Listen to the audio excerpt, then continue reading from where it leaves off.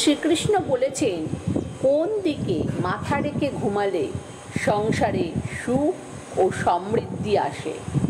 রাধে রাধে বন্ধুরা, রাধাকৃষ্ণ চ্যানেলে সকলকে স্বাগত জানাই।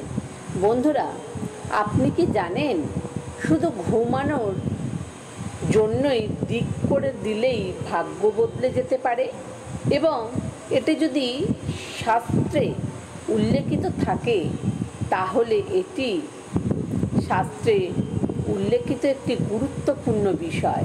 আমাদের জীবনযাত্রায় আমরা অনেক কিছুই করে থাকি, কিন্তু কিছু সাধারণ ভুল আমরা আমাদের অজান্তেই ও অনেক সময় করে থাকি, এবং এই ভুলগুলি আমাদেরকে দারিদ্রতা, অশান্তি ও বাধার সৃষ্টি করতে পারে। আমাদের পারিবারিক এবং সাংসারিক জীবনেও, আমাদের ব্যক্তিগত জীবনেও ঘুমের দিক ঠিক না থাকলে তা শুধু শরীরের উপর প্রভাব ফেলে না, বরং সংসারের শান্তি ও অর্থনৈতিক অবস্থার উপরও গভীরভাবে প্রভাব বিস্তার করে। প্রাচীনকালের ঋষিরা এই বিষয়ে বহু পরীক্ষা নিরীক্ষা করেছেন এবং শাস্ত্র ও ব্যাখ্যাও দিয়েছেন। আজ আমরা এক চমকপ্রদ গল্পের মাধ্যমে বলবো কিভাবে ঘুমানোর দিকের বদলে এক সেটের পরিবারের দুর্ভাগ্য কেটে গিয়েছিল। এটি শুধু একটি গল্প নয়, বরং বাস্তুশাস্ত্র ও ধর্মীয় জ্ঞানের মিশ্রণে একটি গুরুত্বপূর্ণ শিক্ষা। বন্ধুরা, গল্পের শেষে আপনি ভগবান শ্রীকৃষ্ণের দেওয়া মহামূল্যবান জ্ঞানও জানতে পারবেন, যা আপনার জীবনে সৌভাগ্য আনতে পারে। তাই বন্ধুরা, অবশ্যই এই তথ্যটি প্রথম থেকে শেষ পর্যন্ত মনোযোগ দিয়ে শুনুন। জয় শ্রীকৃষ্ণ, রাধে রাধে, ওম নমঃ শিবায়। বন্ধুরা, একদিন কৈলাস পর্বতে দেবাদিদেব মহাদেব ধ্যানে নিমগ্ন ছিলেন। হঠাৎ মা পার্বতী এসে তার পাশে বসলেন। আজ তাকে একটু চিন্তিত মনে হচ্ছিল। তখন ভগবান শিব জিজ্ঞাসা করলেন, দেবী, আজ তোমাকে এত ভাবুক দেখাচ্ছে কেন? কোনো সমস্যা হয়েছে? মা পার্বতী বললেন, প্রভু, আমার মনে একটি প্রশ্ন ঘুরপাক খাচ্ছে। আমি জানতে চাই, মানুষের ঘুমানোর ধরন কি তার ভাগ্যের উপর কোনো প্রভাব ফেলে?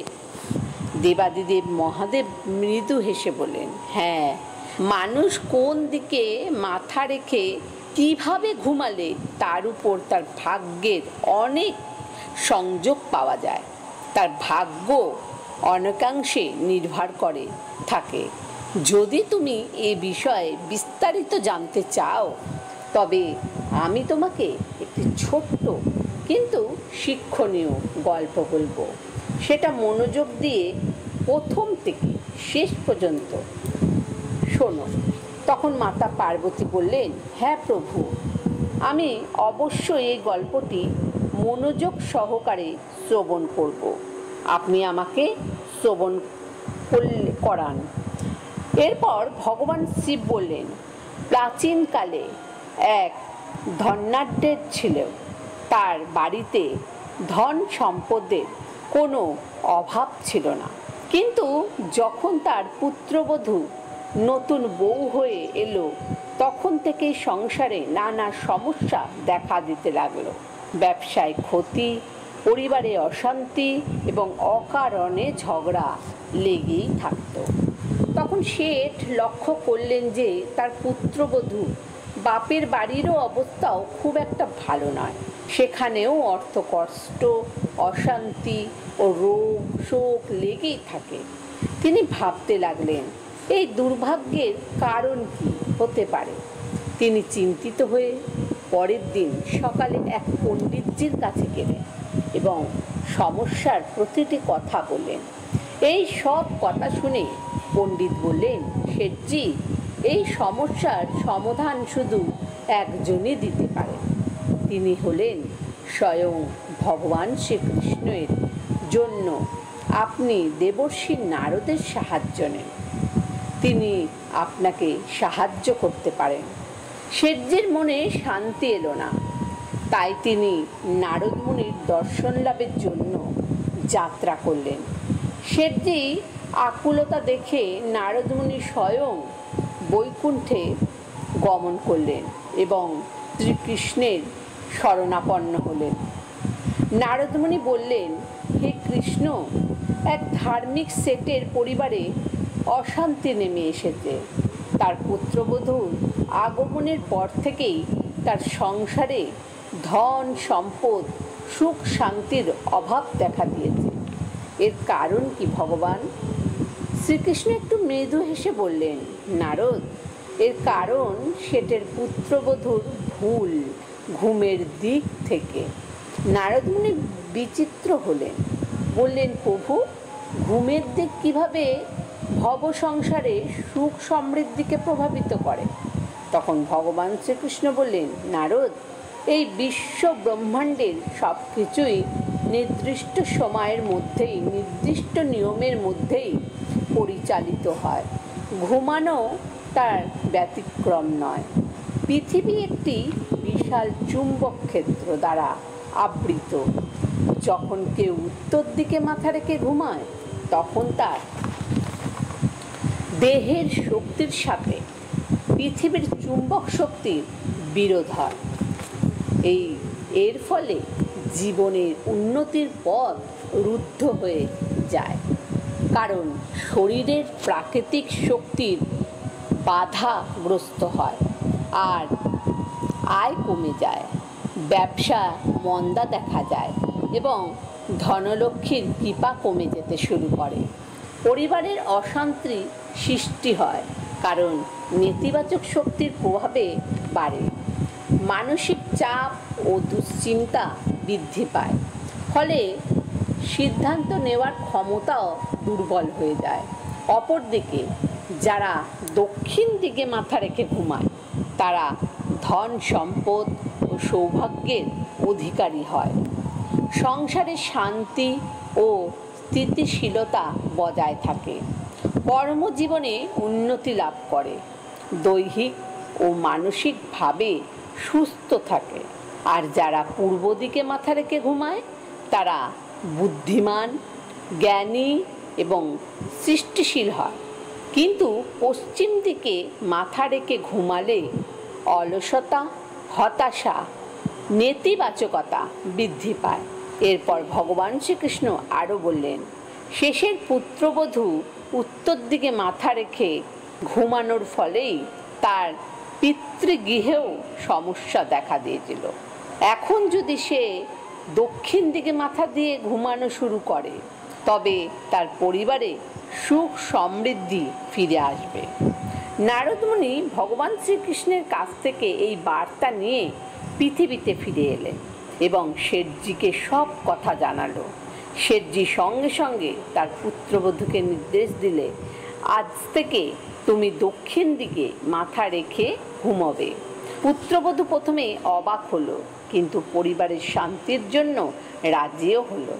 অবিশ্বাস্য হলেও সত্যি, কয়েকদিনের মধ্যে শেঠের ব্যবসা আগের চেয়ে ভালো চলতে শুরু করলো। পরিবারের মধ্যে হাসি খুশির পরিবেশ ফিরে এলো এবং পুত্রবধূর পিতৃগৃহ অবস্থার উন্নতি হতে লাগলো। তো বন্ধুরা, ভগবান শ্রীকৃষ্ণের উপদেশ অনুসারে ঘুমের দিক পরিবর্তন করলেই ভাগ্য পরিবর্তন হতে পারে। আপনি যদি সংসারে ধন সম্পদ সুখ শান্তি চান, তবে দক্ষিণ দিকে মাথা রেখে ঘুমান। এটি আয় ও সমৃদ্ধি বাড়ায়। পূর্ব দিকে ঘুমালে জ্ঞান মেধাবী বৃদ্ধি পায়। উত্তর দিকে মাথা রেখে ঘুমানো এড়িয়ে চলুন, এটি দারিদ্রতা ও সমস্যার সৃষ্টি করে। পশ্চিম দিকে ঘুমালে অলসতা বাড়ে, তাই এটি এড়িয়ে চলুন। বন্ধুরা, শাস্ত্রে উল্লেখিত ঘুমের আরও কিছু নিয়ম জেনে নেওয়া যাক। সন্ধ্যার পর খুব বেশি রাত জাগা উচিত নয়। ঘুমানোর আগে পা ধুয়ে নেওয়া শুভ বলে মনে করা হয়। ঘুমের আগে ভগবান বা ঈশ্বরের নাম স্মরণ করাও শুভ। খুব উঁচু বা নিচু জায়গায় ঘুমানো উচিত নয়।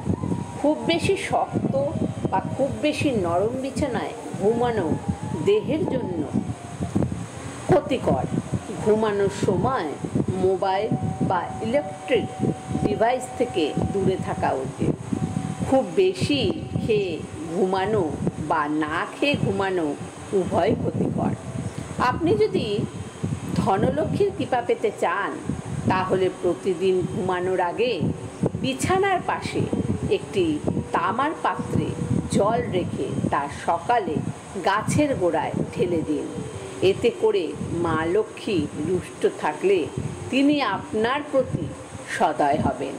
পরিবারে শান্তি বজায় রাখতে প্রতিদিন ঘুমানোর আগে তুলসী পাতার সুগন্ধ গ্রহণ করুন। আপনি চাইলে বালিশের নিচেও তুলসী পাতা রাখতে পারেন। এতে করে সংসারে সুখ শান্তি বজায় থাকবে। বন্ধুরা, আজ এই পর্যন্ত। এই তথ্যটি শুনে ভালো লাগলে অবশ্যই লাইক করুন, শেয়ার করুন আর চ্যানেলটিকে সাবস্ক্রাইব করে আমাদের পাশে থাকুন। আর কমেন্টে জয় শ্রীকৃষ্ণ লিখতে ভুলবেন না। ধন্যবাদ।